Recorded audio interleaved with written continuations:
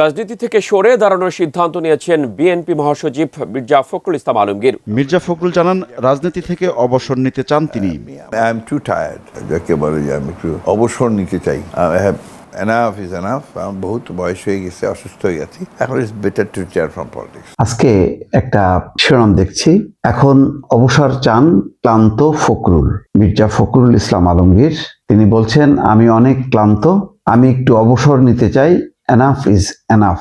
কেন অবসরের কথা বলছেন? প্রধানমন্ত্রী জনাব তারেক রহমানের উদ্দেশ্যে 9টি পরামর্শ দিয়েছেন। তো প্রিয় দর্শক শ্রোতা, আপনাদের কারো কারো হয়তো সেটি দেখা হয়েছে ইতিমধ্যে, আবার অনেকেরই দেখা হয়নি। তো আমি সংক্ষেপে সেই 9টি পরামর্শ আপনাদের সঙ্গে শেয়ার করব। ক্ষমতায় থাকলে সত্য কথা বলার মানুষ কমে যায়, বাড়ে তোষামোদকারীর সংখ্যা। ঠিক এই উপলব্ধি থেকেই প্রধানমন্ত্রী তারেক রহমানকে উদ্দেশ্য করে খোলা চিঠি লিখেছেন সুপ্রিম কোর্টের সিনিয়র আইনজীবী শিশির মনির। রাজনীতি ছাড়ার ঘোষণা দিয়েছে বিএনপির মহাসচিব মির্জা ফখরুল ইসলাম আলমগীর। তিনি যেতে চান অবসরে। তিনি এবারে একটু বিশ্রামে যেতে চান। এবারে রাজনীতি থেকে বিদায় নিয়ে একটু রেস্টে থাকবেন বলে তিনি সিদ্ধান্ত গ্রহণ করেছে।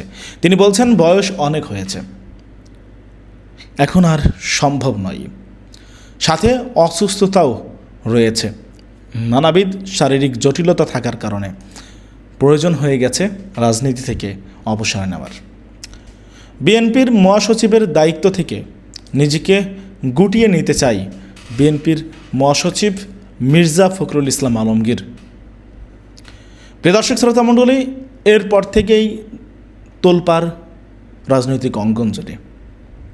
কেন হঠাৎ করে রাজনীতি থেকে সরে দাঁড়ানোর ঘোষণা দিলেন বিএনপির মহাসচিব মির্জা ফখরুল ইসলাম আলমগীর, সেটি নিয়ে এখন তোলপাড়। প্রিয় দর্শক শ্রোতা মণ্ডলী, মির্জা ফখরুল ইসলাম আলমগীর তিনি বলেন যে অসুস্থ হয়ে যাচ্ছে, আগামী কাউন্সিল পর্যন্ত থাকতে হচ্ছে, কাউন্সিলের পর অবসরে নিতে চাই, আমার অনেক বয়স হয়ে গেছে, তাই উচিত অবসরে যাওয়া। প্রিয় দর্শক শ্রোতা মণ্ডলী, চলুন কথা না বাড়িয়ে মির্জা ফখরুল ইসলাম আলমগীর অবসরে যেতে চেয়ে কী বললেন রাজনীতি ছাড়ার ঘোষণা দিয়ে, সেটা আমরা দেখি, তারপরে কথা বলি। আশা করি সঙ্গে থাকবেন পুরো ভিডিওটা জুড়ে আপনারা আমাদের। রাজনীতি থেকে সরে দাঁড়ানোর সিদ্ধান্ত নিয়েছেন বিএনপি মহাসচিব মির্জা ফখরুল ইসলাম আলমগীর। নানা ঘাত প্রতিঘাত পেরিয়ে যখন আজ ক্ষমতার মসনদে বিএনপি, ঠিক এই মুহূর্তে রাজনীতিকে বিদায় বলার প্রস্তুতি নিচ্ছেন তিনি। এমন খবরে রাজনৈতিক অঙ্গনে বেড়েছে আলোচনা ও জল্পনা কল্পনা। কিন্তু হঠাৎ কি কারণে এমন কঠিন সিদ্ধান্ত নিতে যাচ্ছেন মির্জা ফখরুল? বিস্তারিত আরিফ হাসানের প্রতিবেদনে। এর জন্য যুদ্ধ করেছিলাম। নতুন নতুন আইন হচ্ছে, এই আইনে এখন কথা বলা যাবে না। দেশের বর্ষিয়ান রাজনীতিবিদ বিএনপি মহাসচিব মির্জা ফখরুল ইসলাম আলমগীর ৩৫ বছরের বেশি সময় ধরে দলের রাজনীতির সঙ্গে যুক্ত তিনি। ২০১৬ সাল থেকে পূর্ণকালীনভাবে বিএনপির মহাসচিব হিসেবে দায়িত্ব পালন করছেন। আওয়ামী শাসনামলে যখন কোণঠাসা ছিল বিএনপি, তখন দলের নেতৃত্ব দিয়েছেন তিনি। বিশেষ করে বেগম খালেদা জিয়াকে যখন গ্রেপ্তার করা হয়, সে সময় কেন্দ্র থেকে তৃণমূল পর্যন্ত দলকে সুসংগঠিত করে রেখেছিলেন মির্জা ফখরুল। আগামী শনিবার 15 ফেব্রুয়ারি সারা দেশে বিক্ষোভ মিছিল হবে। দেশনেত্রীর মুক্তির দাবিতে বিক্ষোভ মিছিল হবে সারা দেশে।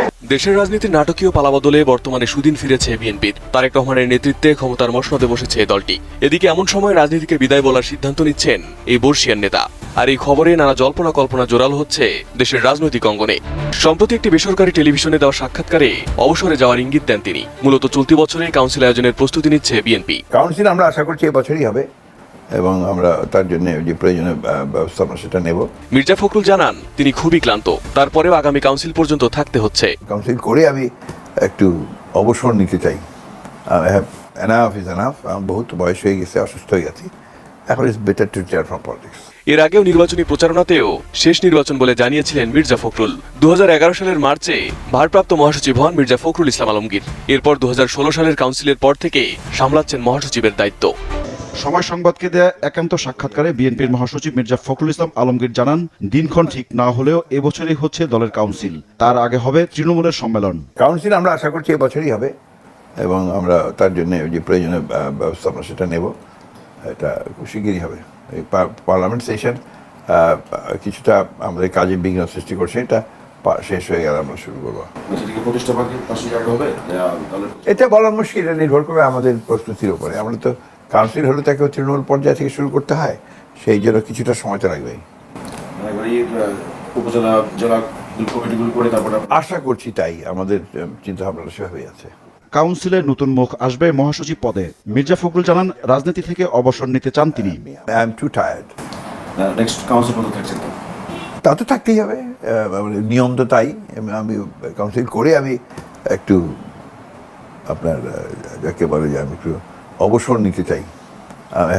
Enough is enough. আমার বহুত বয়স হয়ে গেছে, অসুস্থ হয়ে গেছি, এখন it's better to retire from politics. রাষ্ট্রপতি হওয়ার কোনো আকাঙ্ক্ষা আছে কিনা এমন প্রশ্ন ছিল তার কাছে। আমার এগুলো কোনো ডিজায়ার নেই, আমার পলিটিক্সে কখনো কোনো ডিজায়ার ছিল না। এটা আমার ডেস্টিনি আমাকে এখানে নিয়ে এসছে। আমি আজ পর্যন্ত যে জায়গায় এসেছি এটা আমার ব্যক্তিগত কোনো সক্রিয় ভূমিকা ছিল না।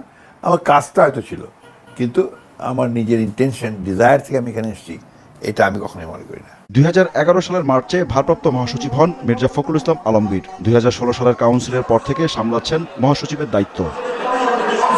আজকে একটা শিরোনাম দেখছি, এখন অবসর চান ক্লান্ত ফখরুল।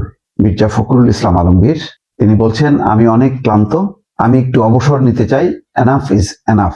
কেন অবসরের কথা বলছেন? তিনি সময় টেলিভিশনে একটা সাক্ষাৎকার দিয়েছেন, সেই সাক্ষাৎকারে কিছু কথা বলেছেন, বেশ বিস্তারিত দিক আছে। তবে তার আগে বলি, এই সাক্ষাৎকার দেওয়ার কয়েকদিন আগে মির্জা ফখরুল ইসলাম আলমগীরের সঙ্গে আমার দেখা হয়েছিল সিঙ্গাপুরে। তিনি মির্জা আব্বাসকে দেখতে গিয়েছিলেন, আমিও দেখতে গিয়েছিলাম। তো হাসপাতালে দেখা হয়েছে এবং মির্জা আব্বাসকে দেখার পর কিছু সময় কথা বলার সুযোগ হয়েছে একান্তে। যেহেতু ব্যক্তিগত আলাপচারিতা, আমি সেটি প্রকাশ্যে আনতে চাই না।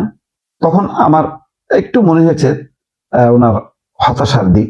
আমি কিছু কথা বলেছি, তিনি প্রতিবাদ করেননি, তিনি শুনেছেন। তবে যে দু একটা শব্দ তিনি উচ্চারণ করেছেন, সেই শব্দের মধ্যে আমি কিছুটা হতাশার সুর দেখতে পেয়েছি। কিন্তু দেখেন, আমি একটু অবাকই হলাম যে তিনি তার স্ত্রীকে নিয়ে সিঙ্গাপুরে এসেছেন, 5-6 দিন থেকেছেন, সিঙ্গাপুরে বিভিন্ন টেস্ট করেছেন। হয়তো অনেক জটিলতা ছিল, ওনার নিজের কোনো জটিলতা ছিল বলেননি, সম্ভবত খবরে যা দেখেছি ওনার স্ত্রীর। যাই হোক, এরপর আজকে দেখছি যে উনি একটা বেশ লম্বা ট্যুরে গেছেন চীনে। দলের মহাসচিব বলতে সেকেন্ড ইন কমান্ড, চেয়ারম্যান বা চেয়ারপারসন তারপরে, অর্থাৎ তারেক রহমানের পরেই তার এখন অবস্থান হওয়ার কথা। এখন এত চাপও থাকার কথা, যে চাপটা তিনি সামলেছেন গত 15টা বছর, তার একটা লম্বা সময় সরকার বিরোধী আন্দোলন, 2-3 বার জেলে গেছেন, সেই চাপটা, শারীরিক অসুস্থতা সত্ত্বেও সেই চাপ সামলে কিন্তু তিনি সক্রিয় ছিলেন। এখন অনেকটা সরকারি দল, তার উপর তো তেমন চাপ নেই, কেন এখন ক্লান্ত বুঝতে পারছি না। নিশ্চয়ই মানে তার শারীরিক অবস্থাটা তিনি নিজে জানেন, তার দল আরো ভালো করে জানেন। কিন্তু এখানে কোনো সমস্যা হচ্ছে কিনা দলের ভিতরে, আমার মানে প্রশ্নটা এবং উদ্বেগটা সেখানেই। এখানে সিনিয়র জুনিয়র এরকম কোনো ব্যবধান তৈরি হলো কিনা, আবার তারেক রহমানকে ঘিরে একটা বলয়, তার বাইরে ছিটকে পড়া আর একটা বলয়, তার একটা দ্বন্দ্ব সংঘাত ভেতরে ভেতরে তৈরি হচ্ছে কিনা, যার কারণেই এই ক্লান্তি বা অবসর নেয়ার চিন্তা মির্জা ফখরুল ইসলাম আলমগীরের, এটা হলো কিনা এটা আমি এখনো পরিষ্কার না। কিন্তু সিমটম, অনেকটা রোগের সিমটম এগুলো। এটা যদি হয় তাহলে দলের অনেকেই আস্তে আস্তে কিন্তু নির্জীব হয়ে যাবেন, অনেকেই আর কথা বলতে চাইবেন না, নিষ্ক্রিয় হয়ে যাবেন। সেটাও আবার দলের জন্য ক্ষতিকর। দল এখন এমন একটা পর্যায়ে, আগে ছিল ক্ষমতায় আসার জন্য একটা চ্যালেঞ্জ, রাজনৈতিক আন্দোলন সংগ্রামের একটা চ্যালেঞ্জ। সেই চ্যালেঞ্জ দলের সিনিয়র জুনিয়র সবাই সম্মিলিতভাবেই পালন করেছে। আর এখন দল ক্ষমতায় আসার পর এই চ্যালেঞ্জটা এক অর্থে মনে হয় যেন সরকারি দল এখন খুব একটা কাজ নেই না। অনেক বড় চ্যালেঞ্জ হলো এই যে আগের যেই ব্যর্থতা ছিল, আগের যেই পরিস্থিতিটা ছিল, যেই আস্তে আস্তে দুর্নীতির গহ্বরে দেশের যে ইকোনমির যে খারাপ অবস্থার দিকে চলে গেছে, সেটা তো এখনো কাটেনি। গত 18 মাসে ইউনূস সরকার কিছুই করতে পারেনি। এখন সামনে যদি সেটা পুনরুজ্জীবনের জন্য সবাই মিলিতভাবে যদি চেষ্টাটা না করে, একা তারেক রহমানের পক্ষে কি সম্ভব? ওয়ান ম্যান শো বাংলাদেশে 15টা বছর মানুষ দেখেছে, সেটা কিন্তু সফল হয়নি। একটা বড় টিম দরকার, যেখানে চমৎকার কম্বিনেশন থাকবে সিনিয়র জুনিয়র। নির্বাচনের সময় সেই নমিনেশনের ক্ষেত্রে সেই কম্বিনেশনটা দেখা গেছে, কিন্তু সরকার গঠনের পর এসে সেই জায়গাটা হোঁচট খাবে কেন, এটা আমার প্রশ্ন। এখানে যেই কথাটা তিনি বলেছেন যে আমি খুবই ক্লান্ত, আগামী কাউন্সিল পর্যন্ত থাকতে হচ্ছে, কাউন্সিলের পর অবসর নিতে চাই, আমার অনেক বয়স হয়ে গেছে, অসুস্থ হয়ে যাচ্ছে। কথাগুলো সবই ঠিক আছে, কিন্তু সেটা হতাশা থেকে নাকি সত্যি সত্যি, এটা আমার কৌতূহল আছে। তিনি বলছেন এই ধরনের প্রত্যাশা আমার কখনোই ছিল না, মানে রাষ্ট্রপতি হওয়ার আকাঙ্ক্ষা আছে কিনা। আমি এ পর্যন্ত যেখানে এসেছি এটা আমার ভাগ্য নিয়ে এসছে, আমার কাজটা ছিল, কিন্তু আমি আমার আকাঙ্ক্ষা এখানে নিয়ে এসছি বলে মনে করি না। সর্বশেষ কাউন্সিল হয়েছিল 10 বছর আগে, 2011 সালের মার্চে ভারপ্রাপ্ত মহাসচিব হন মির্জা ফখরুল। 2016 সালে কাউন্সিলের পর সামলাচ্ছেন মহাসচিবের দায়িত্ব। মির্জা ফখরুল ইসলাম 86 সালে সরকারি চাকরি থেকে পদত্যাগ করে সক্রিয় রাজনীতিতে যোগ দেন। যাই হোক, এখন এই বছরে হয়তো কাউন্সিল হবে, সেই কাউন্সিলে মহাসচিব পরিবর্তন হবে এরকম ইঙ্গিত পাওয়া যাচ্ছে, কিন্তু তার আগেই তিনি অসুস্থ, ক্লান্ত, অবসর নিতে চান, এই কথাগুলি বলতে পারেন। কিন্তু এই সাথে সরকার পরিচালনায় এখন সিনিয়র জুনিয়র বিভক্তি, সেই বিষয়গুলো যদি সামনে চলে আসে, যেমন যদি মনে করা হয় যে সালাউদ্দিন আহমেদের উপর অনেক বেশি নির্ভর করছেন তারেক রহমান, এবং সালাউদ্দিন আহমেদ যেহেতু মহাসচিব হিসেবে সামনে চলে আসবেন বলে আগে থেকেই একটা পরিস্থিতি তৈরি করা হয়েছে, সুতরাং সেই কারণে অনেকটা হতাশ হয়ে মির্জা ফখরুল ইসলাম আলমগীর নিষ্ক্রিয় হয়ে যাচ্ছেন বা একটু দূরে দূরে থাকছেন। সিঙ্গাপুরে 6 দিন, এখন 10, 11 দিন, 12 দিন থাকবেন চীনে। এটা যদি হয় তাহলে এটার প্রভাব পড়বে যে দলের সিনিয়র নেতা, যাদের বুদ্ধি, যাদের ত্যাগ, এগুলোকে অস্বীকার করা হবে। সুতরাং আমি জানি না এই পুরো বিষয়টা কিভাবে তারেক রহমান সব দিক বিবেচনা করে সামলাবেন। এটা হয়তো দলের আভ্যন্তরীণ ভাবে এটা একটা বড় চ্যালেঞ্জ হয়ে যাবে তারেক রহমানের জন্য। ক্ষমতায় থাকলে সত্য কথা বলার মানুষ কমে যায়, বাড়ে তোষামোদকারীর সংখ্যা। ঠিক এই উপলব্ধি থেকেই প্রধানমন্ত্রী তারেক রহমানকে উদ্দেশ্য করে একটি খোলা চিঠি লিখেছেন সুপ্রিম কোর্টের সিনিয়র আইনজীবী শিশির মনির। 17 এপ্রিল শুক্রবার সকালে নিজের ভেরিফাইড ফেসবুকে পোস্ট করা এই চিঠিতে তিনি এমন কিছু অপ্রিয় সত্য তুলে ধরেছেন যা রাজনৈতিক অঙ্গনে ব্যাপক আলোচনার জন্ম দিয়েছে। কি আছে সেই চিঠিতে? তারেক রহমান কি এর জবাব দেবেন? শিশির মনির তার চিঠির শুরুতেই সতর্ক করে বলেছেন, অতীতে অতিরিক্ত তোষামোদির কারণে অনেক নেতাকেই শেষ পর্যন্ত অপদস্থ হতে হয়েছে। কোনো উপাধি বা ডিগ্রি কাউকে রক্ষা করতে পারেনি। তিনি সরাসরি প্রধানমন্ত্রী তারেক রহমানকে উদ্দেশ্য করে কিছু সুনির্দিষ্ট উদাহরণ টেনেছেন, যা বর্তমানে সোশ্যাল মিডিয়ায় ভাইরাল। জাতীয় সংসদে তাকে শিশু মুক্তিযোদ্ধা ঘোষণার দাবি, টাইম ম্যাগাজিনে প্রভাবশালী তালিকায় নাম আসায় সংসদে অভিনন্দন প্রস্তাব আনা, সরকারি দায়িত্বে না থাকা সত্ত্বেও প্রধানমন্ত্রীর মেয়ে জাইমা রহমানকে প্রোটোকল দেওয়া, সংসদে প্রধানমন্ত্রীকে সম্রাট বাবরের সাথে তুলনা করা। শিশির মনিরের প্রশ্ন, এসব কি নতুন কোনো চাটুকারিতার সংস্কৃতি তৈরি করছে না? আইনজীবী শিশির মনির চিঠিতে আরো একটি স্পর্শকাতর বিষয়ে হাত দিয়েছেন, সেটি হলো পরিবার কেন্দ্রিক রাজনীতি। তিনি স্পষ্ট করে বলেছেন, নতুন প্রজন্ম এখন আর একনায়কতন্ত্র বা পরিবারতন্ত্র পছন্দ করে না। যোগ্যতা ছাড়া কৃত্রিম নেতৃত্ব চাপিয়ে দিলে জনমনে ক্ষোভ সৃষ্টি হতে পারে। সবচেয়ে গুরুত্বপূর্ণ বিষয় হলো তিনি সরকারের প্রতিশ্রুতি নিয়ে প্রশ্ন তুলেছেন। চিঠিতে বলা হয়েছে, জুলাই অভ্যুত্থানের পর সরকার যে জুলাই সনদ বা গণভোটের প্রতিশ্রুতি দিয়েছিল সেখান থেকে তারা বিচ্যুত হচ্ছে, যা প্রধানমন্ত্রীর ব্যক্তিত্বের জন্য ক্ষতিকর হতে পারে।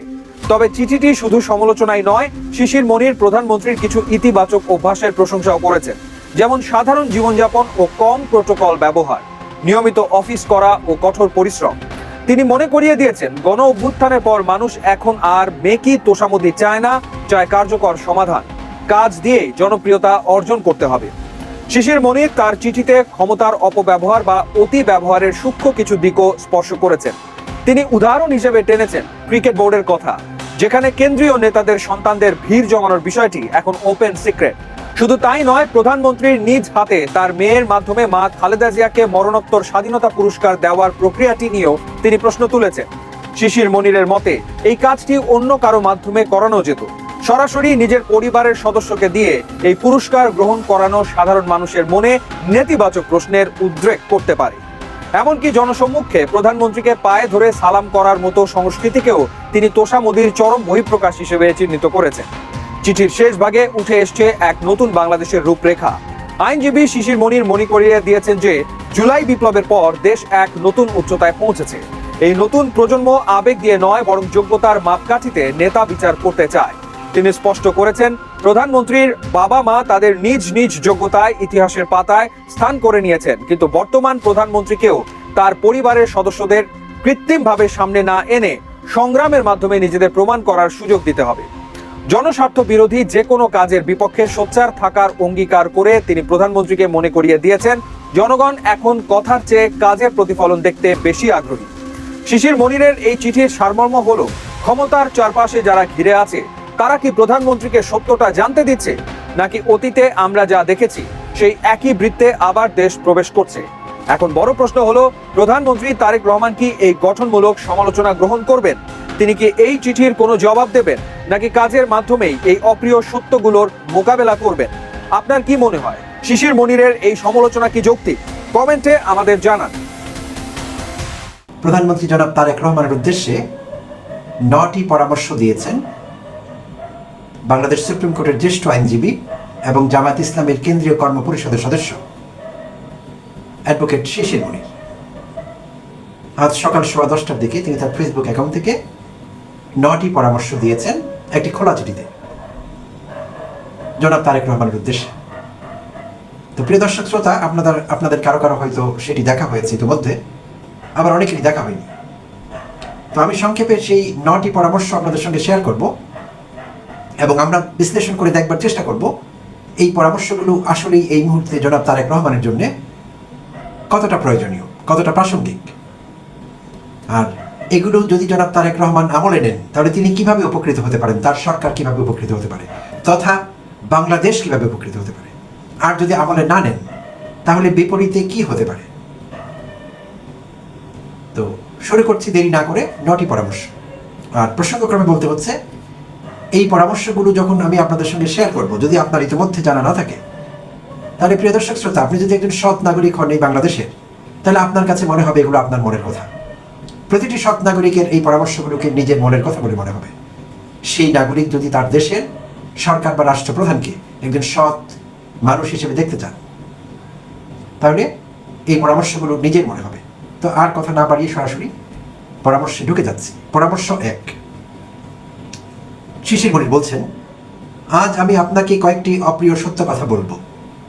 আপনি এখন ক্ষমতায়, তাই আপনাকে অনেকেই এসব কথা বলতে চাইবে না, অনেকেই সংকোচ বোধ করবে, কেউ কেউ ভয় পাবে। 2, মানা কিংবা না মানা আপনার একান্ত বিষয়। অতীতে অতিরিক্ত তোষামোদির কারণে অনেকেই ইহা প্রতিপন্ন হয়েছে। ডিগ্রির পর ডিগ্রি, উপাধির পর উপাধি, কত কি, শেষ পর্যন্ত কোনো কিছুই তাদের রক্ষা করতে পারেনি। ইদানিং দেখছি আপনি এবং আপনার পরিবারকে নিয়ে একই কাজ করা হচ্ছে। কে করছে, কেন করছে, আপনি ভালো বলতে পারবেন। 3, মহান জাতীয় সংসদে আপনাকে শিশু মুক্তিযোদ্ধা হিসেবে ঘোষণা করার দাবি উত্থাপন। টাইম ম্যাগাজিনে আপনি 100 প্রভাবশালীদের একজন, তাই সংসদে অভিনন্দন প্রস্তাব আনা। খবর এসেছে, সবাই জেনেছে, আপনাকে সামনে রেখে অভিনন্দন প্রস্তাব কেন আবার? কোনো সরকারি দায়িত্ব না থাকা সত্ত্বেও আপনার মেয়ে জাইমা রহমানকে প্রোটোকল দেওয়া, হাইলাইট করা, যেমন শিক্ষামন্ত্রী করেছেন। সংসদে আপনাকে সম্রাট বাবরের সঙ্গে তুলনা করা। আপনার হাতে আপনার শাসনকালে আপনার মেয়ের মাধ্যমে আপনার মা দেশনেত্রী মরহুমা খালেদা জিয়াকে মরণোত্তর স্বাধীনতা পুরস্কার দেওয়া, যা অন্যের মাধ্যমে দেওয়া যেত। ক্রিকেট বোর্ডে কেন্দ্রীয় নেতাদের সন্তানদের মিলন মেলা বানানো, আপনাকে পায়ে ধরে সালাম করা, যদিও একজনকে আপনি নিষেধ করেছেন। Excuse me. পরামর্শ 4। নিঃসন্দেহে আপনি বেশ কিছু সহজ সরল ব্যতিক্রমী উদাহরণ দেখিয়েছেন, যেমন সাধারণ জামাকাপড় পরিধান করা, প্রোটোকল কম ব্যবহার করা, হেঁটে যাওয়া, বিদ্যুৎ কম ব্যবহার করা, সময় মতো অফিসে যাওয়া, ছুটির দিন কাজ করা ইত্যাদি। 5, গণ অভ্যুত্থানের পর সাধারণ মানুষ আর তোষামোদি দেখতে চায় না। আমরা চাই কাজ। যে যত বেশি কর্মক্ষম, সৎ, তিনি তত বেশি গ্রহণযোগ্য হবেন। জটিল সমস্যার সমাধান করতে পারলে এমনিতেই আপনি জনপ্রিয় হবেন, সমাধান করতে না পারলে এমনিতেই মানুষ মুখ ফিরিয়ে নেবে। 6, অধিকন্তু পরিবার কেন্দ্রিক একনায়কতন্ত্র ও নতুন প্রজন্ম পছন্দ করে না। নতুন প্রজন্মের কাছে যোগ্যতাই মূল বিবেচ্য বিষয়। আপনার বাবা মা দুজনই নিজ নিজ যোগ্যতায় মহিয়ান, কষ্ট করে সংগ্রাম করে জীবন দিয়ে চেষ্টা করে গেছেন। সেই বিচারের ভার জনগণ এবং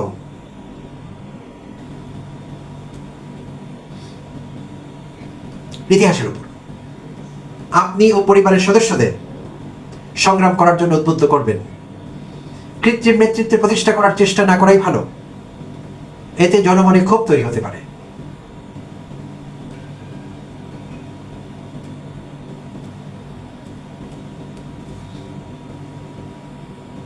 7, দেখুন, আপনাকে এত কথা বলার আমার কোনো ব্যক্তিগত প্রয়োজন নেই।